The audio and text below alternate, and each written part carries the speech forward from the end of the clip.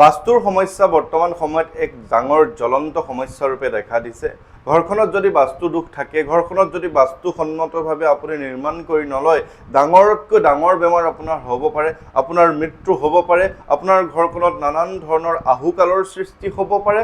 বাস্তুসন্মতভাৱে যদি আপুনি ঘৰখন নিৰ্মাণ নকৰে, বাস্তুবিদ এজনক যদি আপুনি ঘৰলৈ মাতি আনি তেখেতক সম্পূৰ্ণ সমস্যাৰ কথা কৈ আপুনি ঘৰখন যদি বাস্তুসন্মত নকৰে, তেনেহ'লে ঘৰখনত বিভিন্ন ধৰণৰ বিপদ ইজনৰ সিজনৰ মাজত মোকামিলা নহয়, ঘৰখনত কাজিয়া পেচাল আৰ্থিক সমস্যা বা সমস্ত পৃথিৱীৰ যিমান যি বিপদ বিঘিনি আছে সমস্ত বিপদ বিঘিনি আপোনাৰ ঘৰত হ'ব পাৰে যদি আপুনি বাস্তুবিদ এজনৰ সৈতে কথা নাপাতে বা বাস্তুবিদ এজনক আপুনি ঘৰলৈ মাতি আনি সেইবোৰ নেদেখায়। কাৰণ তেওঁলোকেহে আপোনাৰ ঘৰখনত মোকামিলা কৰিব, তেওঁলোকেহে আপোনাৰ ঘৰখনত বেমাৰ ব্যাধি দূৰ কৰিব বা তেনেধৰণৰ এটা কথা বৰ্তমান খুব বেছি প্ৰচলিত হৈ আছে, যাৰ দ্বাৰা আপোনালোকে মানসিকভাৱে ভাগি পৰিছে।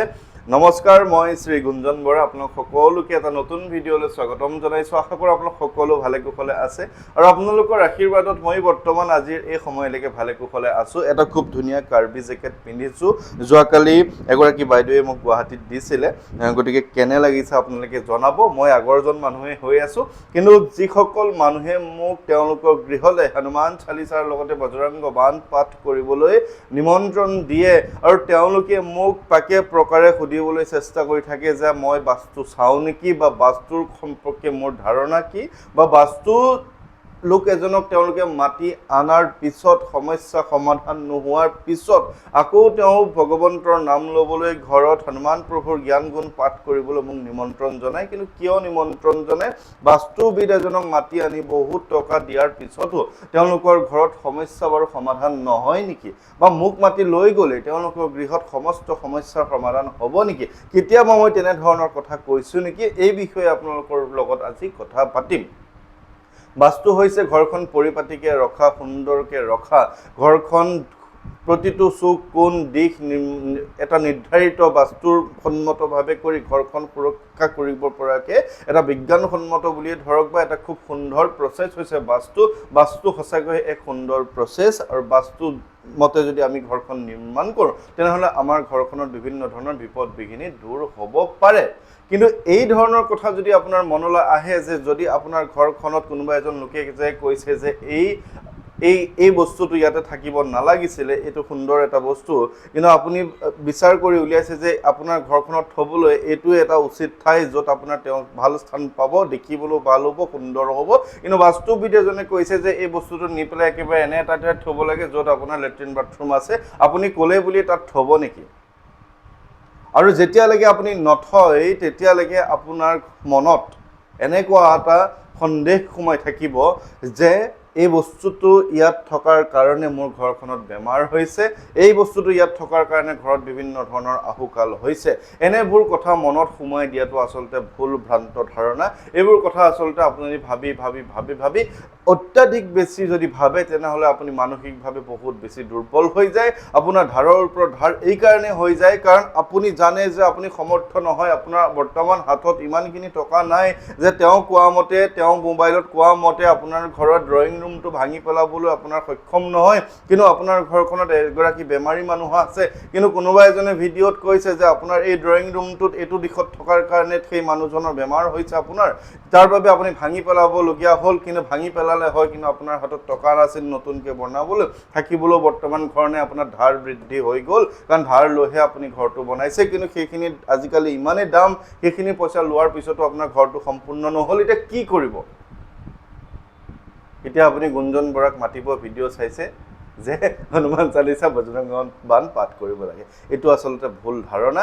আপোনালোকে সেইখিনিলৈ কৰিবই নালাগে, ইমান দূৰলৈ যাবই নালাগে। আপোনাৰ হাতত যদি ধন টকা পইচা আছে, আপুনি যদি নতুনকৈ মাটি এডোখৰ লৈছে য'ত আপুনি ভাবিছে যে বাস্তুসন্মতভাৱে এটা ঘৰ নিৰ্মাণ কৰোঁ, তেনেহ'লে তেনেধৰণৰ এজন বাস্তুবিদ মাতক। আপুনি বাস্তুবিদসকলে খুব ধুনীয়াকৈ তেওঁলোকৰ প্ৰচেছত, তেওঁলোকৰ মেচিনো আছে বা তেনেধৰণে যি, মই বাস্তুবিদ যিহেতু নহয়, তেওঁলোকৰ খুব সুন্দৰ এটা প্ৰচেছৰ দ্বাৰা আপোনাৰ ঘৰত কোনটো কোণত কোনটো ঠাইত কেনেধৰণৰ কি হ'ব সেইটো আপোনাক দেখাই দিব আৰু তাৰ দ্বাৰা আপোনাৰ ঘৰখন সুৰক্ষিত হ'ব, ভাল হ'ব। সেইটো মই ক'ব পাৰোঁ যে বাস্তুসন্মতভাৱে কৰিলে ঘৰখনৰ ভাল। কিন্তু এইটো গেৰেণ্টি কোনে দিব যে সেই বাস্তু বাস্তুসন্মতভাৱে নিৰ্মাণ কৰা ঘৰখনত ভৱিষ্যতে কেতিয়াও আগন্তুক 20 বছৰলৈ 50 বছৰলৈ বা প্ৰজন্মই কেতিয়াও সেইখন ঘৰত বাস্তুসন্মত কৰাৰ পিছত কেতিয়াও এটা বেমাৰ নহ'ব, সেইখন ঘৰত কেতিয়াও কোনো আহুকাল নহ'ব, কেতিয়াও কাজিয়া নহ'ব, সেইখন ঘৰত কেতিয়াও কোনো ধৰণৰ আৰ্থিক সমস্যা নহ'ব। কোনোবাই গেৰাণ্টি দি ক'ব পাৰিব নেকি? কোনোওতো গেৰাণ্টি দি ক'ব নোৱাৰে যে বাস্তুসন্মতভাৱে কৰিলে আপোনাৰ ঘৰখন সম্পূৰ্ণৰূপে কোনো ধৰণৰ কেতিয়াও ভৱিষ্যতে কোনো অসুবিধা নহয়।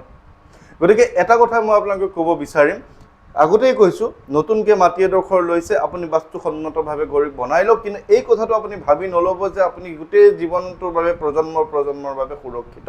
আপুনি সেই কথাটো ভাবি নল'ব, কাৰণ মানুহৰ জীৱনত দুখ সুখ বেদনা বেমাৰ আজাৰ এই সকলোবিলাক আহিব গৈ থাকিব, কিন্তু মানসিকভাৱে যদি আপুনি দুৰ্বল হৈ যায়, ঘৰ এটা বনোৱাৰ পিছত আপুনি বনাই ল'লে, কাৰণ আপোনাৰ ঘৰটো আপোনাৰ আজু ককাই বনাইছে, আপোনাৰ ককাই বনাইছে, আপোনাৰ দেউতাই সুন্দৰকৈ এটা ঘৰ আপোনাক উপহাৰ দি গৈছে, আজি আপোনাৰ বেমাৰ হ'ল বুলি কোনোবা এজনে ক'লে বুলি সেই অত বছৰে ঘৰখনত বেমাৰ হোৱা নাছিল, আজি কিবা কাৰণে আমাৰ খাদ্যৰ দোষতে হওক বা আজি কিবা কাৰণে আমাৰ বেমাৰ আজাৰ কিবা কাৰণে হওক হৈ গ'ল, আপুনি সেই ঘৰটো কেনেকৈ ভাঙি পেলাব পাৰিব বা সেই ঘৰটো ভুল বুলি কেনেকৈ ক'ব যে য'ত আপোনাৰ ককা দেউতাৰ বেমাৰ নহ'ল, য'ত আপোনাৰ দেউতাৰ বেমাৰ নহ'ল, য'ত আজু ককাৰ বেমাৰ নহ'ল, য'ত আপোনাৰ আইতাৰ মাৰ বেমাৰ নহ'ল, কাৰোৰে বেমাৰ নহ'ল, খুৰা খুৰী পেহা পেহীৰ কাৰো বেমাৰ নহ'ল, কিন্তু আপোনাৰ ঘৰখনত কিবা এটা বেমাৰ হ'ল বুলি সেই আগতে বনাই থোৱা ঘৰটো আপুনি ভুল বুলি কিয় ক'ব পাৰিলে বা কিয় আপুনি মানসিকভাৱে ইমান ভাঙি পৰিছে?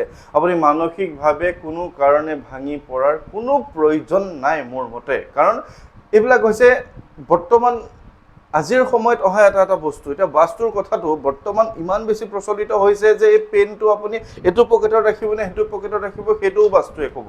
তেনেধৰণৰ কথা হৈছে যে প্ৰতিটো বস্তুতে আপোনাৰ ভুল।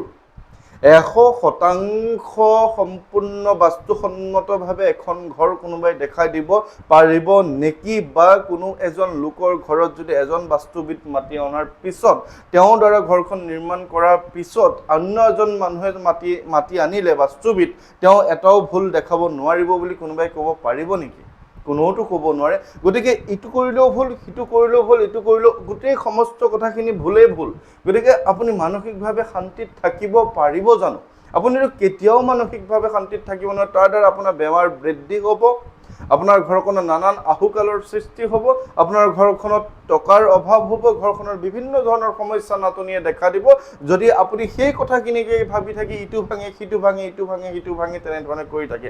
আৰু এই কথাখিনি মই কোৱা নাই, এই কথাখিনি মই ষ্টাডি কৰিব লগা হৈছে এই কাৰণেই যে মোক বিভিন্নজনে তেওঁলোকৰ গৃহলৈ মাতি নিয়ে, আপোনাৰ ঘৰখন দেখোন এইখিনিত ভাঙা আছে কিয়? যে অমুকক মাতি আনিছিলোঁ নহয়, তেওঁ ভাঙিব দিলে, এতিয়া বনোৱা নাই কিয়? বোলে আৰ্থিক সমস্যা।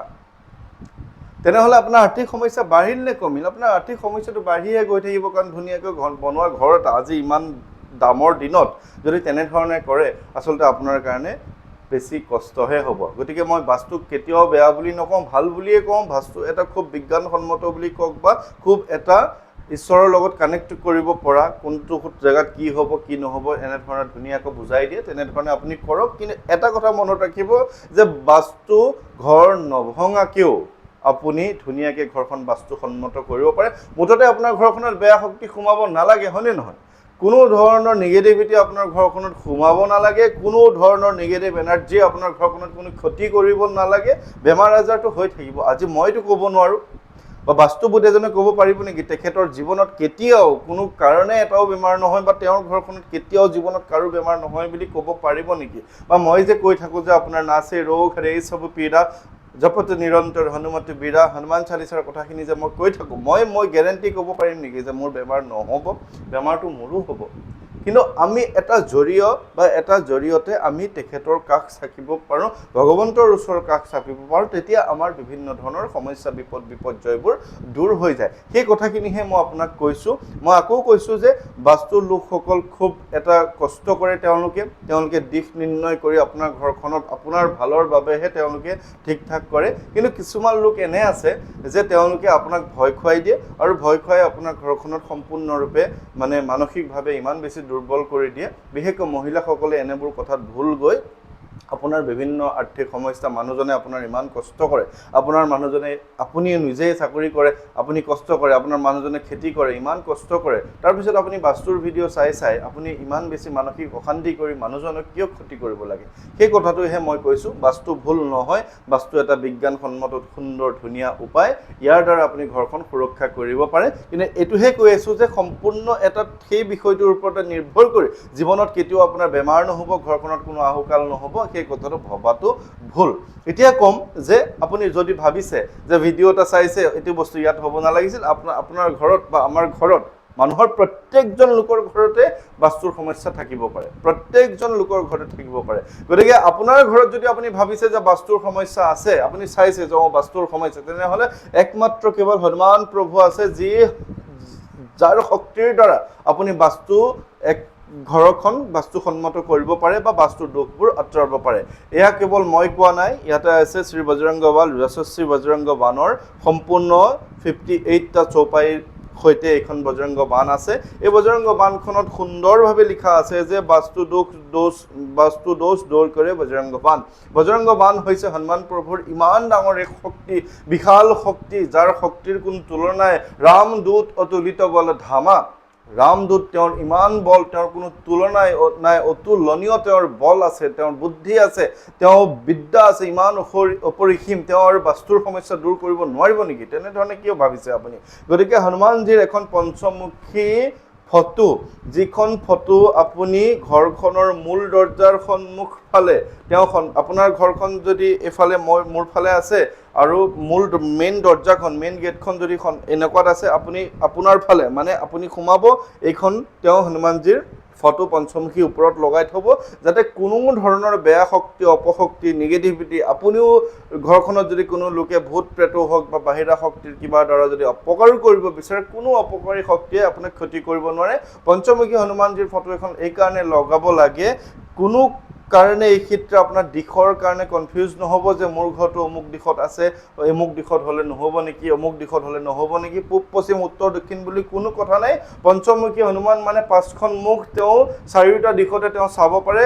মূল মুখখন সন্মুখভাৱে থাকিব, বাকী 4খন মুখ ইফালে চাৰিওফালে এনেধৰণে থাকিব। গতিকে আপুনি চিন্তা কৰিব লগা একো নাই, আপোনাৰ ঘৰখন যিটো দিশতে নাথাকক, পঞ্চমুখী হনুমান প্ৰভুৰ ফটো মূল দৰ্জাৰ বাহিৰ ফালে বাগফালে মূৰ কৰি আপুনি ধুনীয়াকৈ লগাওক। আপোনাৰ ঘৰখনত বাস্তু দোষৰ পৰা আপুনি মুক্তি হ'ব। 3বাৰ বজৰংগ বাণখন পাঠ কৰিব দিয়া হৈছে ইয়াতে। 3বাৰ যদি আপুনি বজৰংগ বাণখন পাঠ কৰে, 3টা মংগলবাৰে যদি আপুনি পাঠ কৰে, তেনেহ'লেও বাস্তু দোষৰ পৰা মুক্তি পাব। হনুমান চালিচা প্ৰথমতে পাঠ কৰিব, তাৰপিছত বজৰংগ বাণখন পাঠ কৰিব। আপোনাৰ ঘৰখনত বাস্তু দোষ আপুনি চাওক, আপুনি চাই আছে মানে দুখ ওলাই গৈ থাকিব। আপুনি চোৱাটো বাদ দিব, আপোনাৰ দুখো নোহোৱা হৈ যাব, ঘৰখন হাঁহি ফূৰ্তি আনন্দৰে আপুনি থাকিব পাৰিব। যিমান চাব সিমান আপুনি দুখ ওলাব, ইটোৰ পিছত সিটো, ইটোৰ পিছত সিটো। এইটো অমুকত থ'ব নালাগে, এজনে ক'ব ইয়াতে থাকিব নালাগে, এজনে ক'ব এইটো নাই, ইয়াতে এইখিনি থোৱাটো ভুল হৈছে, অমুকত থওক, তেওঁ ক'ব নাই অমুকত ভুল হৈছে, তমুকত থওক। আপুনি সেয়ে কৈ থাকোঁতেই আপোনাৰ মানসিকভাৱে আপুনি দুৰ্বল হৈ যাব। লগতে আৰু এটা কথা কোৱা হৈছে যে ৰঙা ৰঙৰ যিখন হনুমান প্ৰভুৰ ঝণ্ডা বা পতাকা বুলি কয়, আপোনালোকে দেখে যে বিভিন্ন ঘৰৰ সন্মুখত পতাকাখন লগোৱা থাকে, সেই পতাকাখন আপুনি দক্ষিণ দিশত লগায়ো বাস্তু দোষৰ পৰা আপুনি মুক্তি লাভ কৰিব পাৰে। আপুনি কৰিব কি, যে 3বাৰ যে হনুমান চালিচাৰ লগতে বজৰংগ বাণ যি পাঠ কৰিব, বজৰংগ বাণখন পাঠ কৰাৰ সময়ত যেনেধৰণে সংকল্প পাঠ কৰা হয়, মই ফটোবোৰ ভিডিঅ'সমূহ আপোনালোক যেনেধৰণে দি থাকোঁ, সেই তেনেধৰণে এখন থাপনা পাতি আপুনি প্ৰথম দিনা এখন পতাকা আনি লগাব। সেই পতাকাখন লগোৱাৰ উৎসৰ্গা কৰি ল'ব। সেই উৎসৰ্গা কৰাৰ পতাকাখন আপুনি সুন্দৰকৈ ধুনীয়াকৈ আপোনাৰ ঘৰৰ যি দক্ষিণ দিশ আছে বা দক্ষিণ বা পূব দিশৰ কোণত আপোনালোকে লগালে বাস্তু দোষৰ পৰা মুক্তি পাব। গতিকে এই দুটা উপায় আপোনালোকে কৰি চাব পাৰে। গতিকে ঘৰ ভঙাতকৈ প্ৰথমতে এইখিনি কৰি লওক। যদি আপুনি সুফল নাপায়, তেনেহ'লে আপুনি ঘৰটো ভাঙিব, তাৰপিছত আপুনি বিভিন্ন ধৰণৰ বাস্তুৰ অন্য নিয়ম কিছু কৰিব। কিন্তু হনুমানজীক যদি বিশ্বাস কৰে, ভগৱন্তক যদি বিশ্বাস কৰে, তেনেহ'লে এই নিয়ম দুটা আপোনালোকে কৰি সুফল লাভ কৰিব পাৰে। গতিকে বাস্তুবিদসকলে মোক বেয়া পাব নালাগে, আপোনালোকে যি কৰি আছে খুব সুন্দৰ কৰি আছে। আপোনালোকে বহুত বেছি কষ্ট কৰি এখন ঘৰত সুখ সানিবৰ কাৰণে বহুত বেছি কষ্ট কৰি আছে। কিন্তু এটা কথা, কিছু লোকে অমুকটো নকৰিলে আপোনাৰ অমুক বেমাৰ হ'ব, তমুকটো নকৰিলে তমুক বেমাৰ হ'ব। মানুহে বহুত বেছি ভয় খাই যায় নহয়, আমাৰ মানুহখিনি বহুত সহজ সৰল, টকা পইচা ইমান নাই মানুহৰ। গতিকে এনে কৰিব নালাগে। নালাগে কাৰণ আপুনিতো আপোনাৰ ফিজটো লৈ তাৰ পিছৰখিনি মানুহে কান্দি কান্দি মোক ফোন কৰে যে এনেকৈ ক'লে এতিয়া কি কৰিম আমাৰ টকা নাই বাবে তেওঁক মাতিছিলোঁ ধাৰ বেছি হৈছে কিন্তু এতিয়া ঘৰটো ভাঙিব দিলে আকৌ ধাৰ লৈহে আপুনি ঘৰটো বনাব লাগিব আমি গতিকে কষ্ট হৈছে গতিকে এইবোৰ কথা আচলতে হ'ব নালাগে বেলেগ বেলেগ কিছুমান উপায় দিও আপুনি বজৰংগ বান বা অন্য আপোনালোকৰ বাস্তুসন্মত নিয়ম দিও মানুহক ঘৰ নভঙাকৈ উপায়খিনি দিব পাৰে গতিকে আশা কৰোঁ আপোনালোকে ভিডিঅ'টো ভাল পালে আৰু সকলোৰে কুশল মংগল কামনা কৰিছোঁ কাইলৈ যাম গোলাঘাট হৈ একদম শিৱসাগৰ শিমলুগুৰিলৈকে তাৰপিছত অহা আগন্তুক সময় গোটেই উজনি নিমনি যাত্ৰা আছে গতিকে আশীৰ্বাদ কৰিব আপোনাক সকলো ভালে কুশলে থাকিব আপোনাক সকলোৰে কুশল মংগল কামনা কৰি আজিলৈ ভিডিঅ'টো ইমানতে সামৰণি কৰিছোঁ ভালে থাকিব জয় শ্ৰী ৰাম